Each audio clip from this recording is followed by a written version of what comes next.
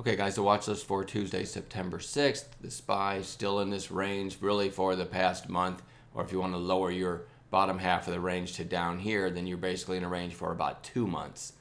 So nothing too interesting there. IWM, the small cap ETF, looks like it's at all-time highs. Nope. Back in mid 2015, it was higher. So anyway, but interesting strength in the market.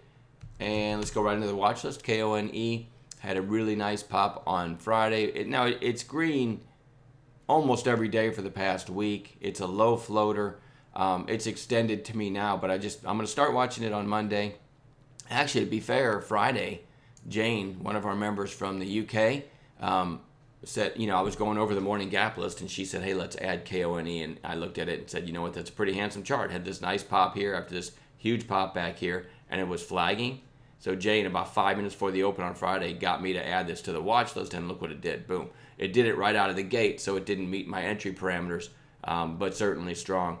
And being a low floater and a huge mover, it goes on watch really all week. To me, it's extended, for any kind of play on Monday, but I'll start watching it on Monday. So you never know. Sometimes you can get a gap down in a red to green or a narrow opening range for a while and then a breakout. So I'm going to watch it on Monday, even though it feels extended, but definitely keep that on watch all week. KOOL meets what I call my sleeper parameters. I like to focus on stocks that have had high relative volume in the past week. I don't like to go farther back than that because that's where you get all the action. So this had a huge move back here, and then back here had the gap up, but really nothing for a while since. Although you could argue on this day it went from 417 to 492. That's a huge move percentage-wise. So, but that was still almost maybe 2 weeks ago. So that's why I call this a sleeper. You had then you put in a lower high here. It's certainly interesting over 435, and you got a couple of real quiet days here. So if this can break out and get up to this area here, it might just retest these highs. So it does go on watch, but doesn't really meet my parameters of recent high relative volume from the past week. NYMX, kind of the same thing, although it had a nice volume spike this day. We actually had a good trade in it this day. Had this huge move back here, but it's found nice support around the 340 to 350 area, and you've got like a 3-day high now at 368. So this 3-day high, if you look at this on 15-minute candles, let me pan out a little bit so you can see a little better. So you had this huge move, and then it came in, and now it's got really nice support here. So it might be up from here. So let's keep our eyes on this one. HIMX had a really nice pop on Wednesday. Then you've got a lower high Thursday, lower high Friday, but you also have higher lows from the Thursday and Friday. So this one's really coiling. So over Friday's high, over 1055, this one might rip. It's certainly worth watching. URRE, another kind of a sleeper pick. You had a nice pop back here, another one here, nice gap up, I don't know, a week and a half ago, and then it's just coiling ever since. If you look at this one on 15s,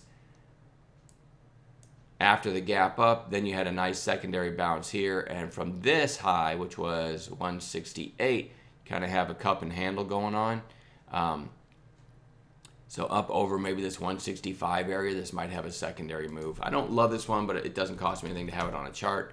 RIGL certainly meets my recent high relative volume parameters, right? About 4 sessions ago, had this over 50 million shares, and it came in some, but it didn't completely round trip from where it started, before the gap. And I just want to watch this one. I don't really like the action on Friday, but sometimes the very next session it can take off. GBR, man, when this thing moves, it really moves, as you can see back here. $2 to 610 in one day, and then you had a couple spikes here from 370 to 570. Even on these round trips where it spikes in round trips, if you're watching it, you can still catch a really nice percentage move and get back out. Here's another one, 381 to 565. And you get the point. So now it's really coiled, and if this can break out over 481, which was Friday's high, I'm going to put that number actually in my watch list right now, 4.82. If it breaks Friday's high, you look to the left, you had Wednesday's high of 483, and then the next recent high is 525. So this is a pretty good setup on a low float oil and gas play. So I like that over 481 and especially over 483. This one could easily rip through 5, so I want to watch that one just because of the moves that it does make. SPU has to go on watch. Just a crazy stock, but it makes huge moves. And 1261 close. It's still extended. It's far above the moving averages, but it's such a crazy stock. Any day trader should have that one on watch. I'd like to see it come in for a day first, but we'll see. THLD, I've been watching this one for several days. It really looks good. It's trying to break out now. Friday's high was $1.25. We were watching it over this flag, and several members in chat caught it on Friday. And it still has room. You had this huge gap down. You've got a huge island down here. Massive volume spike here with a high of 120, and it only closed a penny above that. So this one still has plenty of room if it wants to go again. So keep THLD on watch. VSR. Unusual volume spike on Friday, gave back some of its gains, but sometimes the next day it can take off again. Want to watch that one. Let's bring it back. All right, VSR, then FSI. Not in love with this one, but if you hover over this candle, you can see it went from $1.71 to $2.14 on this day, then went to a little bit above that, $2.15 the next day. And you'd think, if you take this candle out of it, it looks like, okay, it's very toppy. It's probably going to roll over. You got sellers up here.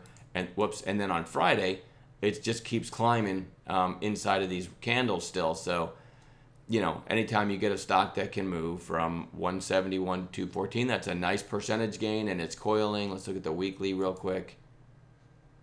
Nothing too compelling there. But anyway, I just want to watch this one. Even on this big volume spike day, it was still not a million shares, so I don't know the float, but I assume it's probably pretty small. And I'm going to keep that one on watch. Not my favorite. DO had this big push down on Thursday. Much more narrow range on Friday. I still think that one's overdue for a bounce, so it goes on watch. No trades in it on Friday, even though we had it on watch. So, and then this Mylan Labs MYL. Certainly looks interesting if you can look at how it went down through 38 here and reversed. 38 again, big bounce. And it's come a long way in a pretty short period of time. If this one were to sell off at the open on Monday, I'd be all over this thing around 38 for an intraday reversal. And it may not do that, but it goes on bounce watch. It's pretty beaten up. And that's plenty to watch on Mondays, or Tuesday, especially when you consider we're going to add gappers in the morning. So I'm going to leave the watch list at that. Enjoy the rest of your Labor Day, and we'll talk to you on Tuesday.